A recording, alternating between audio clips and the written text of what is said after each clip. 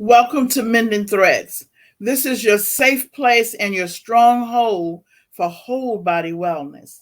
This is a transformation series on many different topics related to mind, body, spirit healing. And we're going to have today a topic that most of us say the word. We actually have something in mind when we say that, but we're going to look at it from a different perspective. We have with us today our doctor in the neighborhood, our doctor in the community, physician. We have Dr. Atkins, Dr. Floyd Atkins with the Center for Wellness and Healing. And I want to welcome Dr. Atkins this morning. And you can consider him as the health co-host here. And I know that when we talk about this topic, my diet life, because I'm interested in it with 22 pounds wanting to get involved, but we're going to look at it from another perspective. And I'm going to ask Dr. Atkins if he could share with us not only how he chose this topic, but actually I want to know more about that and what does he mean when he says diet? Because I know what I'm thinking about. Mhm. Yes, good morning, Dr. Lewis. So glad to be here today. How are you doing? Just good, much better, much better. Good. That's always a good And thing. I'll share little things as we talk, yes, with the Okay. community so they know how real it is. Mhm. Yes, yes. With this topic, my diet life, it'll be self-explanatory. I have a couple of slide presentations I want to share with you to kind of um, pinpoint exactly what I'm referring to. But when we talk about diet life, it's like any other aspect of your life that you want to focus on your diet. And then in diet in this terms mean what you eat every day. Your breakfast, lunch, and dinner, your 3 meals a day, your snacks, your drinks, your foods. What do you eat every day? Because people definitely need to understand that we are what we eat. So whatever our circumstance, our outcome is, you mentioned 20 pounds. Those 20 pounds didn't come out of thin air. It goes back to things we're eating that contribute to that. So being able to balance I have a healthy diet life, we have to find out what are those things that has us put on extra pounds, or maybe cause us to have headaches, or maybe cause us to have joint pain, or maybe cause our blood sugar to be high or our blood pressure to be high. It all comes back to what we pick up with our hands and put into our bodies. And we're going to discuss that. So if it's okay, I'll get right into this presentation and answer your questions. Okay, then. Okay, so let me share my screen here. Screen share and And I want to invite our audience to please understand that we're going Facebook Live and that you would be able to send in your questions, that you can send questions, but also you can also text questions to me at 281-381-2276 on any of the topics that we're discussing today. Mhm. fantastic. Can you see my screen now? I sure can. Okay. And it says my diet life, eating to live. Because, everything, when we use the word life goes back to the root word to live. So everything we do every day of our life should be surrounded by how do we live? How are we living? Or how are you living? So let's jump right into it. Um, people are familiar with the term family life, and family life is very important because people want to make sure that, mom and dad, the kids are okay, and there's a unity and understanding among families and or extended families, whether it's grandparents or or uncles and aunts, nieces, nephews. But that family life is what makes up our environment. It's what gives us a sense of stability. Then again, we want to talk about social life. Well, even as a person or as a couple, you want to have something that you do outside of the family life, which is whether it's going to a concert, going to movies, going to museums, things you do culturally, or just spending time in the park, having barbecues, spending family time together. That's your social life. How do you socialize? And then you have a work life, and people are familiar with their work life, that they actually have a career and a job, and they have goals they want to achieve, the things they want to do in their job, and it's so important. We put a lot of time and energy into our work life, into our social life, into our family life. And then finally, I had to put sex life in here because people can understand that. There's so much emphasis in our society put on sex, so we have a sex life, and people put time and energy into that. Whether you need medications or whether you are looking for any other mind, body, spirit help when it comes to that. But people do not focus on their diet life. And their diet life is a foundation of everything. If you don't control your diet and don't have the proper food and nutrition to eat, none of these other things will work out for you. So that's why I want to put diet life is something that we want to talk about today. This is Mhm. a graph I use right here to really demonstrate to people the difference between the type of uh, diets that you can have eating. And when I use the word diet, it's a loose term, but it really means that what you eat every day. It's not a specific Mhm. routine, but it's what you eat every day. And it shows two men. The man on the left is about 25 pounds bigger than the man on the right. And the man on the left, it says that he eats mostly refined foods. 45% of the calories are from fat. The, he eats approximately 42 teaspoons of intake of sugar per day, and that's a powerful appetite stimulant. So what that means, if you're eating 42 teaspoons of sugar a day, it will encourage you to eat even more sugar. So it stimulates your appetite to even eat even more. And people So who, what you're saying is the less sugar or the less sweets or sugars that you eat, yes, general added sugar or yes, sugar, hmm then especially the after less your body will crave sugar.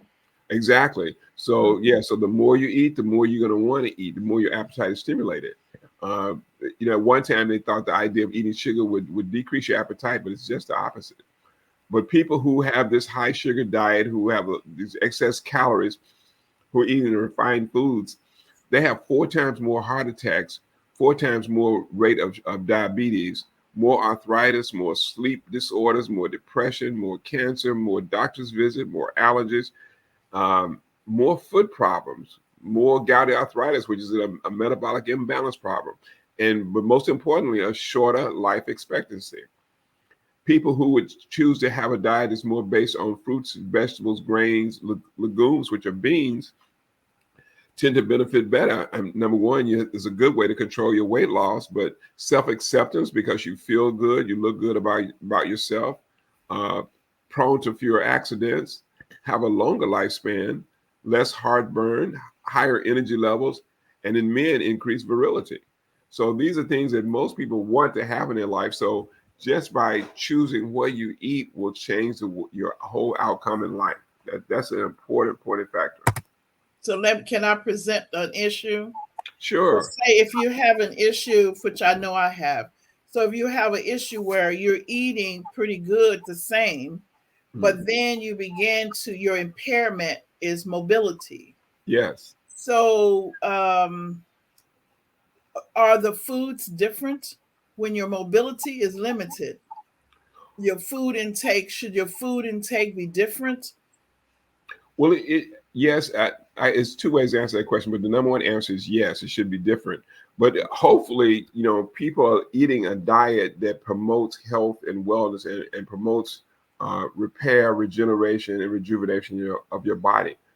But according to the standard American diet, we don't do that because people eat a lot of processed foods, a lot of refined foods. They eat a lot of smoked animal products or animal products in general. A lot of dairy products, animal products, dairy products, and things like that are very more difficult to digest and don't have the same nutritional value as fresh fruits and vegetables. So what we want to focus on is changing it to a diet that's really healing, and that's a plant-based diet. We want to really focus on between 50 to 75% raw in that diet because those where you get the most effective and nutritional uh, um, elements out of a diet like that. So you want to really focus on that when it comes to healing or trying to recover from a condition. Um, Mm.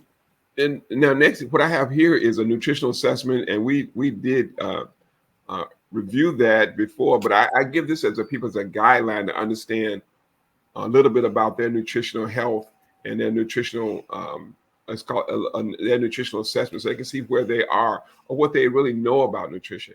And most Well, people, maybe we should invite the audience to take out a sheet of paper and take the assessment while we're talking as you read off the questions.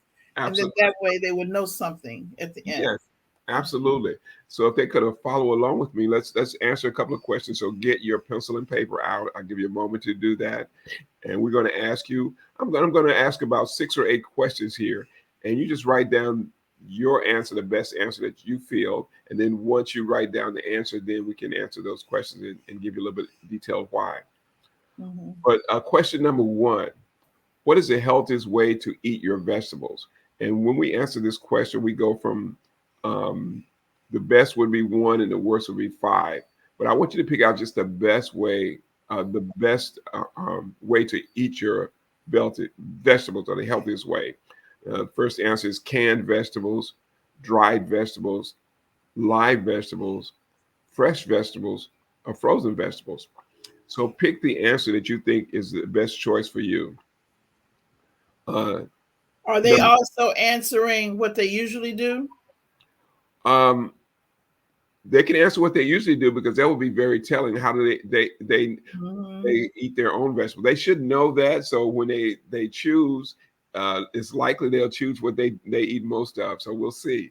Okay, then. Okay. Number two says, what is the healthiest way? What is the healthiest food in each of these rows? So row A has 5 foods in it. Number one is a baked potato, red beans, margarine, walnuts, or canned soup. So you can pick one of those 5 as what you think the healthiest food is in that row. Row two says white rice, sweet corn, butter, lentil beans, or peanuts. So pick out what you think is the healthiest food in row B. Row C says iceberg lettuce, grapes, skim milk, fried chicken, or eggs. And row 4 says wheat bread, Gatorade, sweet potatoes, watermelon, or kale. And you pick out one of those foods that you think are the healthiest in that row. And Mhm. so just record your answers. I'm going to cover these next 2 questions, and then we're going to answer the questions on this page. How many servings of vegetables do you eat a day?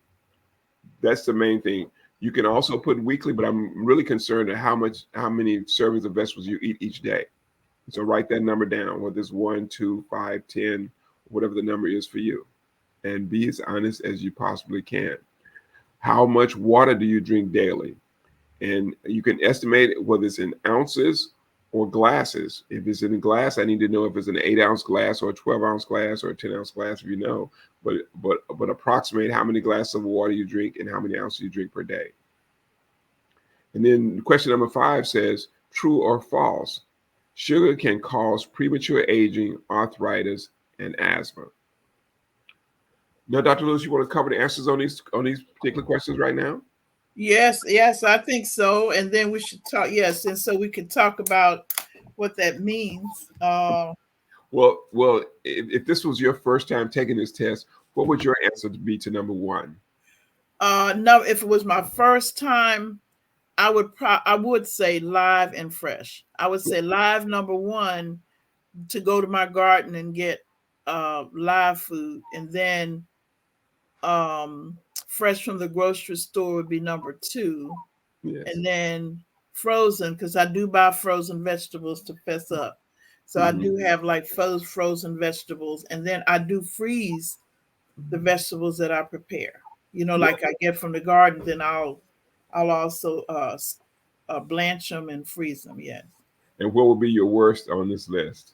The worst on the list would really be canned. Is Okay. what I would say.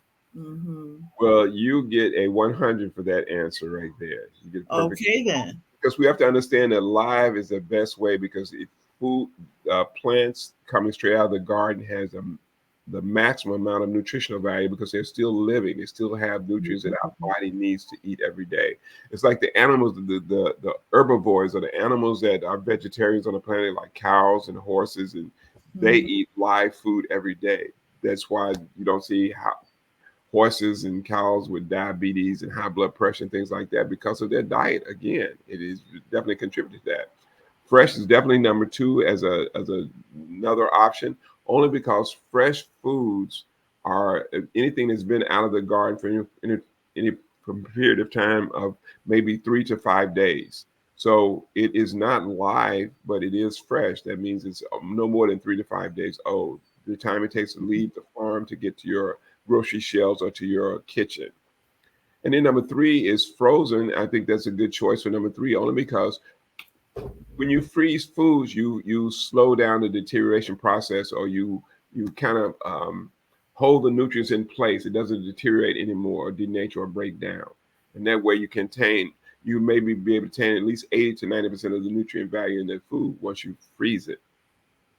Dried, Mhm. dried, and such as dried beans, such as dehydrated plants, does maintain. Basically, what you do is remove the water from it, but it does maintain a lot of the vitamins and minerals and some of the antioxidants uh, that goes in the food. And when you rehydrate, you're able to get some of that value back. But again, we want to get as live as possible. And canned is the worst because canned foods have been in that can anywhere from 1 month to 5 years, because there's no real shelf life on canned food. Once it goes in the canning process, it has been there. So I always use that example that if I invited you over to dinner and I said we're going to eat some carrots that are 5 years old, that have been in my closet for 5 years, you may not think that's too appetizing, and the nutritional value would definitely not be there.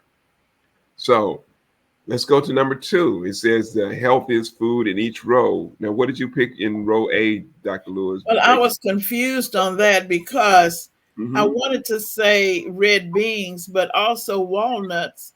So I guess I'm stuck with saying, I'll just say red beans. Okay. Well, actually, walnuts will beat out red beans. Red Okay. beans, and those are the two best choices. So let me clarify that the two best choices, because walnuts are your high in omega 3. It's a good source Mhm. of good oils. It's also a good source of protein, also. So it has a benefit there. Uh, Red beans is a protein source. It's a good fiber source also. But it doesn't have the level of omega 3s or omega 3 oils that walnuts would have. That's how walnuts kind of edge out the red beans, but they're both excellent choice. So in row B, what do you think? Well, I chose lentils. I chose the lentils because I do remember that it encourages lentil soup and different things like that. Hmm. Good choice. The other choices, the white rice, the sweet corn, are all starches, and they will contribute to more metabolic imbalance than health. I always tell people think corn is a vegetable, but corn is not a vegetable; it's a starch. Butter, again, is animal fat. We can't um, be sure about what other chemicals or what other additives are animal fat, but we know fats which are more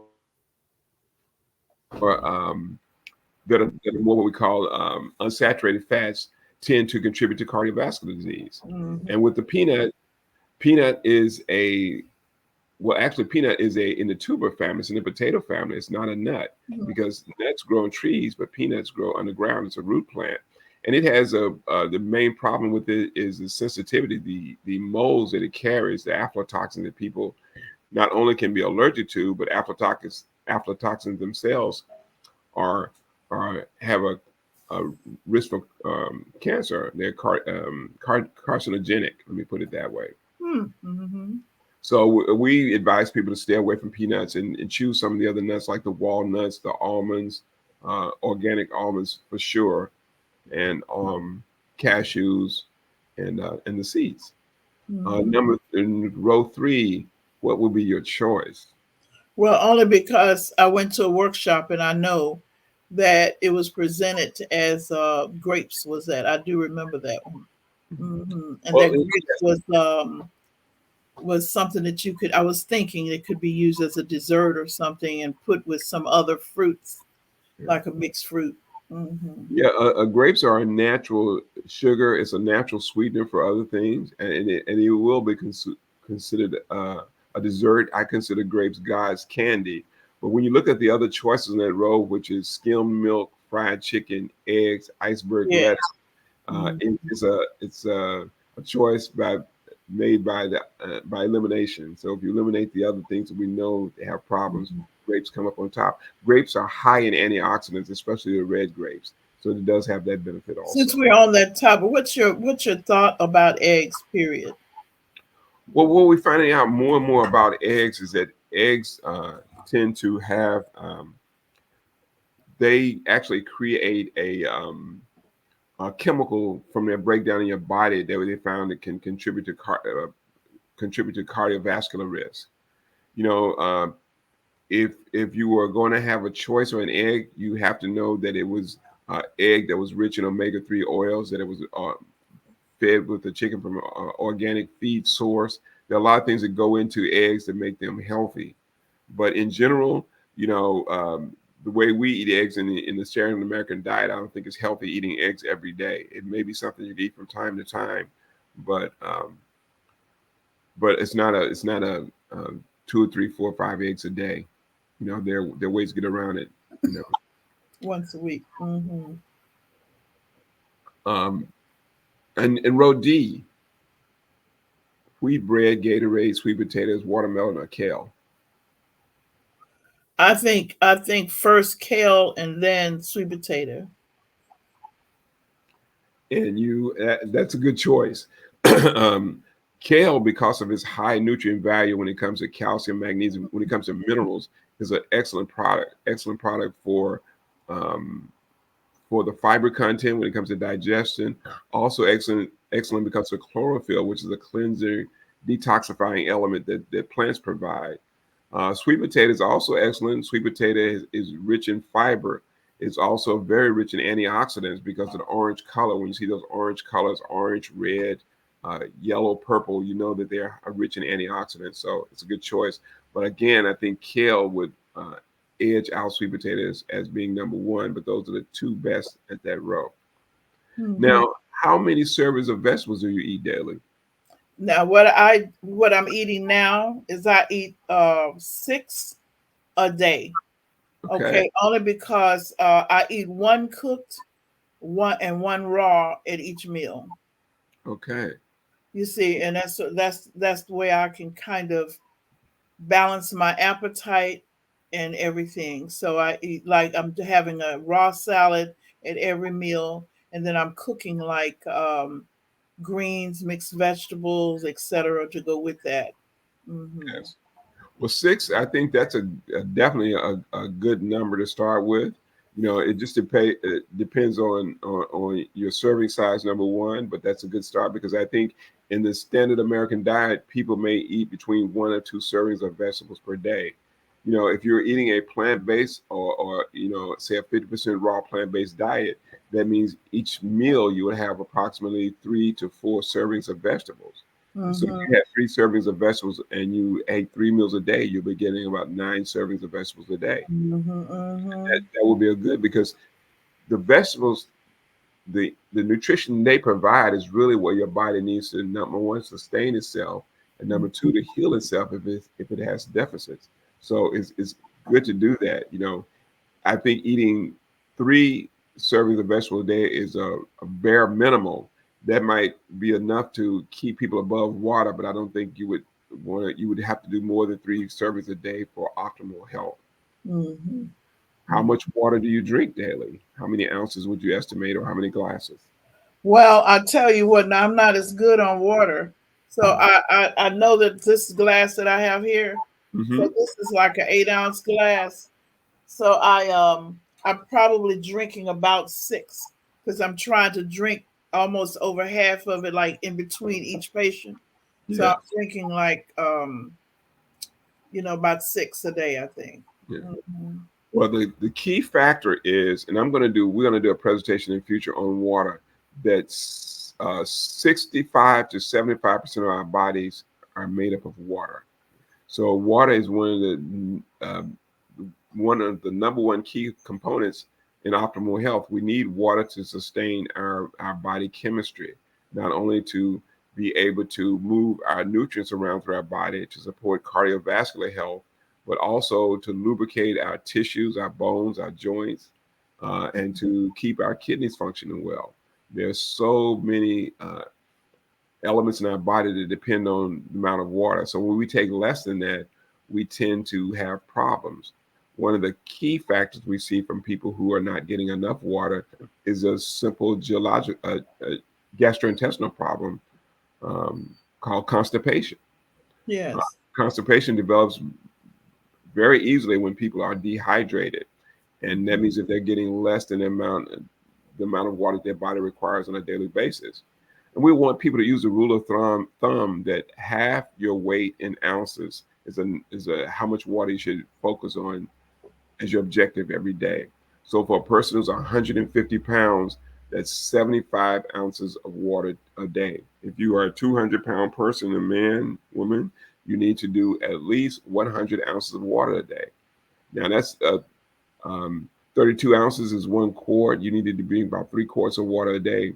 That's 96 ounces. If you could get to that, I think your body would be adequately hydrated, and it will resolve a lot of other issues that we've experienced throughout the day that we don't realize that are tied to dehydration, like fatigue is one of them. And we'll talk a little bit more about that. So you're saying for me, I need to be drinking like 9 glasses of water a day. Nine, at least 9 of these glasses of water. You say yours, what size, what ounces are they? I think this is about an 8 ounce. This is about an 8 ounce. Yes, about nine would be nine would be where you need to, that'd be minimum where you want to be. Mhm. Again, realizing that in the summer months when it's warmer, we need to increase that maybe by another glass or another 8 ounces, only because of evaporation and dehydration. You need more in the warmer months Yes. than the winter months. You may be able to pull it back in the winter months because you don't lose as much water in the colder months as you do in the warmer months. Okay. Now, this true and false question says sugar can cause premature aging, arthritis, and asthma. Do you find that, you think that's true or false? I think it's true because only because I know the damage that it does to the brain and for ADHD. But I think it's true. Well, Hmm. you're absolutely right, and you are a health professional, so I know you. That's not a you have an edge in that question, yeah, because we see Yes. so many problems when it comes to uh, sugar and health, mainly because sugar is creates fermentation and creates acidity in the body. And acidity attributes to premature aging, which is related to acidity in the brain or aging in the brain. Hmm. And acidity in our joints is what we call, it causes inflammation, which is inflamed joints, which is arthritis. And acidity creates inflammation in our lungs, which is where the asthma come in. Our bronchial trees don't work properly because of the inflammation. Inflammation causes our bronchioles just close up, and that's kind of how we define asthma. Okay. Okay, so I know we had talked before. I don't know on your show that we want to do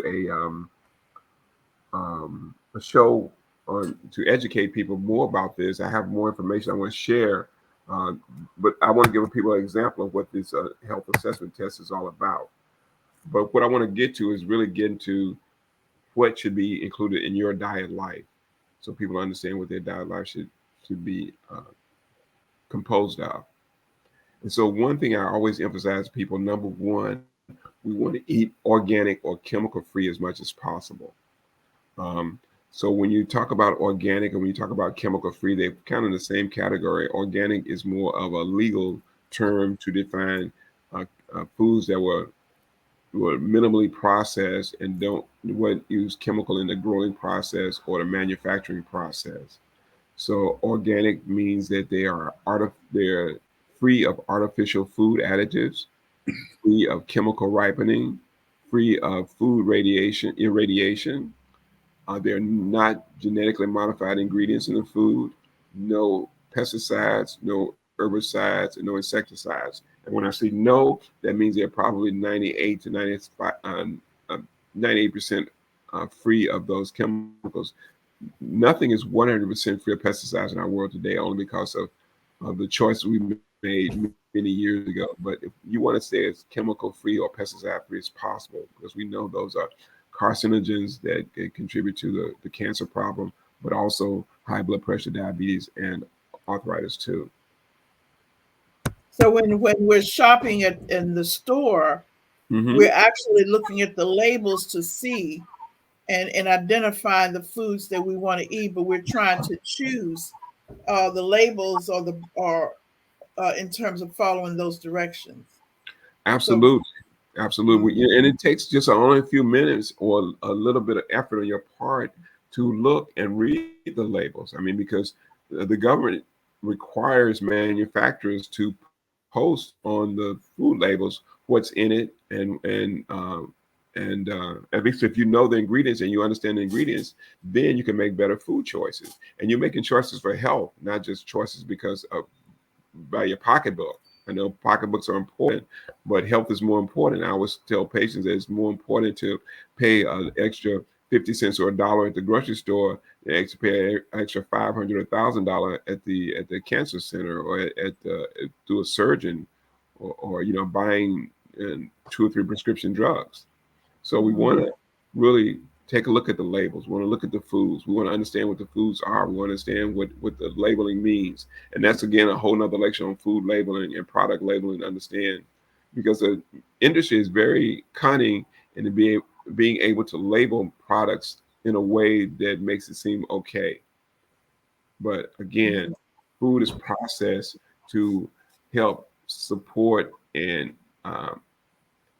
the advantages to the manufacturer and not to the consumer. mhm, So your goal should be this. Your goal should be 75% raw, unprocessed plant foods. Again, organic, fresh vegetables and fruits. Spring water, half your weight in ounces every day. If you really want to operate with a healing diet, your daily diet should be based on healing and health and wellness. You want to feel your best self. No sugars, there's no added sugars, no dairy. Dairy has many, many problems. No flour. Wheat itself is the number one uh, antigen, or the number one crop that causes food sensitivities in our food sources is wheat flour. That's why you hear so much information about being gluten free, because gluten is what mhm, in the free wheat that causes problems. No mhm, animal protein. Animal protein is just difficult for digestion. It's not that mhm, you cannot eat any animal protein, but it shouldn't be a part of your daily menu where you have to have meat on every meal every day, or three times a day, or even once or twice a week. But you have to listen to your body and see what works. If you go on a plant-based diet and you feel much better, and you eat meat and you get sluggish and tired and you start getting headaches and joint pains and things you hadn't experienced before, you can see the impact, but you have to heed that. So when you go to your next barbecue, you make a choice to do, I want a headache and joint pain or back pain, or am I going to pass up on that rib? So mhm, those are the choices we have to make. Uh, mhm. no fried foods, no coffee, no alcoholic beverages, and no caffeinated drinks. And this is a recipe for healing. I want to emphasize that to people, it's a recipe for healing. And if it heals you and keeps you feeling good, then that's a lifestyle or a diet that you should maintain throughout. Uh, So one of the things that, as I had a person this morning, a patient this morning, and I was mhm. asking about what they ate and what they did, and he says, "Well, I eat really well," and I start, but he has diabetes and he has heart problems and he has some other things going on. But when I started asking, it was a resistance to listening what or were to talk about changing right now.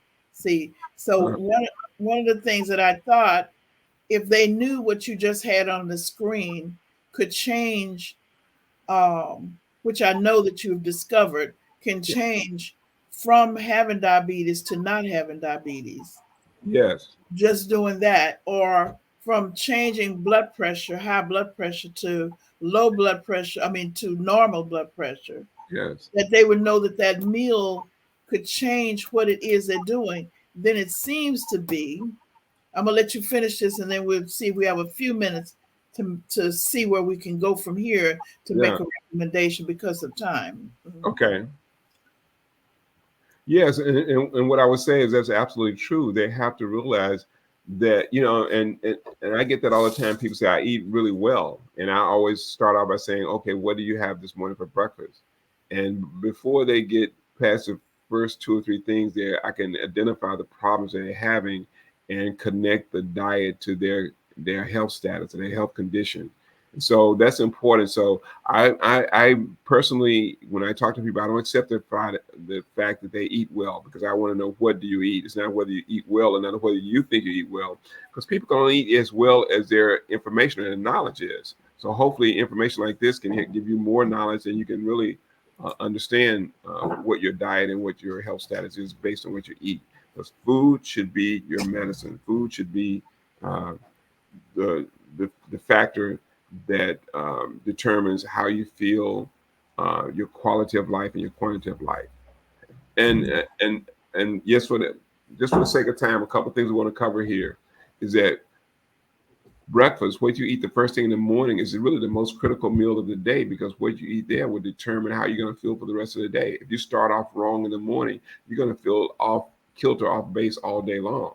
So I want to replace the cereals, whether it's hot or cold. People say, well, I eat oatmeal for breakfast every day.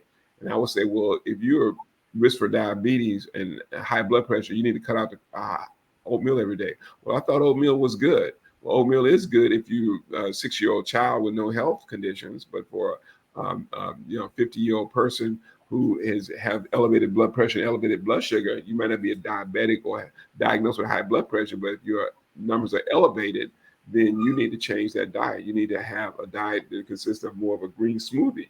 The greens in smoothies have minerals in it that actually help lower blood pressure, that help balance your blood sugar levels off. You're not eating added sugars, because even when people eat oatmeal every day, they're going to add honey, they're going to add sugar, they're going to add some form of flavoring to it to sweeten it. And then the salt, the butter, and other things they add to it also are a problem. Um, so if they don't do the smoothies, they can do a vegetable tray. They can do a mixed fruits every day, but mostly berries, apple, pineapple, cantaloupe, avocado. Those low Mm-hmm. fruits that are very healthy and rich for you and high in antioxidants, but they don't carry the sugar content that is always our problem. Um, I put on here black bean taco. Most of our tacos we get are made out of corn or wheat, but I always recommend getting things, having the same taco that's made with a plant out of beans. Um, will give you the same feeling of having a taco, but you change the whole dynamic when it comes to food sensitivities or food allergies.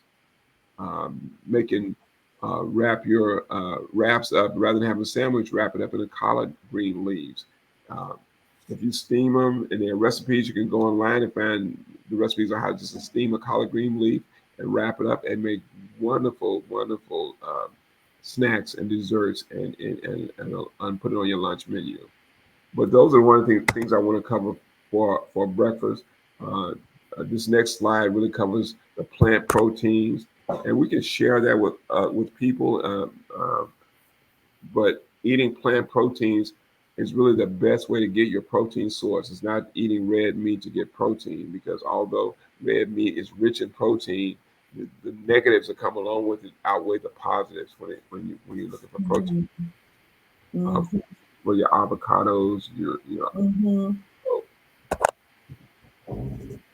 and then we talked about water again, but I want to just take a moment to say that we want to really focus on drinking higher pH water, 7.6 or higher. That's alkaline water, because alkaline water is much more healthier for you than acidic water. Acidic water that's below 7 pH. And most people don't think about looking at the pH of water, but it's important, because alkalizing helps improve your immunity and helps with your digestion, helps with so many things. Acidic water tends to do just the opposite. Also, drinking herbal teas, because teas not only give you the water you need, because there can be a water source throughout the day. So even with you drink your 8 glass of water, but if you drink 3 cups of tea during the day, maybe in the morning you want to drink a tea like a ginger tea, or like a tea with turmeric in it. But in the afternoons, you can drink a chamomile tea, a soothing tea, and then the night before bedtime, you drink more of a lavender tea, or more relaxing tea. Uh, we do the same thing. And then Mm-hmm. sweeten it with the xylitol, which is a tree bark. That is, it's an excellent product. It doesn't raise your blood sugar. It doesn't have the same effect as sugar, but it is a sweetener. And the main thing is we want to avoid high caffeine teas such as green tea, black tea, and white tea. They're high in caffeine. They tend to stimulate blood pressure. But for people who need a boost in the morning, maybe a cup of green tea or black tea would be good the first thing in the morning rather than doing coffee because coffee has its own whole set of other problems. Mhm. So to finalize this, your eating guide, your eating, your diet life should compose of multiple salads during the day, um, breakfast, lunch, and dinner. So salad's not confined just to eating at dinner time, breakfast, lunch, and dinner. Eating plenty of dark greens, spinach, green leafy vegetables, red lettuce, romaine lettuce, colorful vegetables. You want to make sure you have plenty of reds, yellows, and orange. Uh, Sprinkle with walnuts, almonds, and sunflowers because that gives you the omega 3s that helps round out the things that are missing in the salad. Always add avocado, flax seeds. I love adding hemp seeds also to my salads or chia seeds. Actually, with the chia seeds, I make a chia seed dressing and add that to it so you can get an adequate number of omega.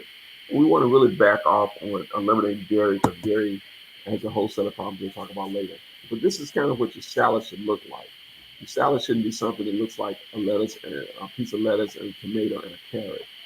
This is what I call my celebration salad, but it has at least 8 or 9 different vegetables in it. So if I eat 2 to 3 servings of this, I'm getting 4 to 5 servings of vegetables in, in 1 day or That more. is beautiful, though. That's a beautiful looking salad. Yes, I So, mean yellow peppers in it, tomatoes, has the spinach lettuce in it, has red leaf lettuce in it, and it also has a romaine lettuce in it.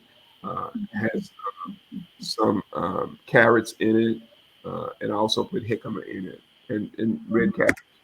Just another example. This is a similar lettuce with the tomatoes, but it has the red cabbage underneath and on a bed of lettuce. But also it's shredded as not carrots; those are sweet potato. Sweet potato is another good substitute when you don't want to use carrots on a daily basis because you want to alternate your vegetables, not the same thing every day. we're getting a sign that our time is about up. So, Okay. but I do want to say that those look so good, and these are meals that can be both breakfast, lunch, or dinner, depending on what you want to add to your salad. Now that looks really good. And so we're going to get into what I want to do going forward. If we could begin to look at meals, we talked about diets, but I want to encourage people to go to the website, wrc-houston.com, sign up for the My Diet Life is Whole Body Wellness. You'll see a whole body wellness on the website. And I Yeah. want you to register for that class. Dr. Atkins is going to lead the class, and it may be other invited nurses and doctors there. But the thing is that you'll have an opportunity now to not only talk about having food, certain foods, you will know how then to prepare it, to plan it, to prep it, and get your life ready for it. And also will help monitor. Once you bring your lab results in, we will help you monitor the foods that will complement your lab results so they can benefit you personally.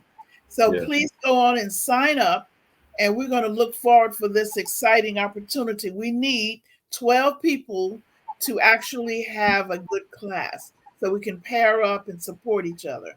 So we're Yeah. going to look forward to this, and I'm going to be calling persons who have signed up. And so we're beginning at the end of the month. We'll have an orientation. I think it's the first week in April. And so we want to see what you have. Okay, well, who's registered? If you have a question, call 281-381-2276, or the email address ips.health1@gmail.com. So also go to the website, sign up, and I'll look forward to seeing you. Remember, renew beliefs, rebuild faith, and reconnect families and communities. For it is not the circumstances we meet, it is the manner in which we respond that determines our health, happiness, and success. So I'll see you next week, same time, same place, same station. Thank you. Download the app too, Culture Vision TV, onto your phone, and you will be able to see the show at 7 p.m. on Tuesday evenings. Thank you. See you then.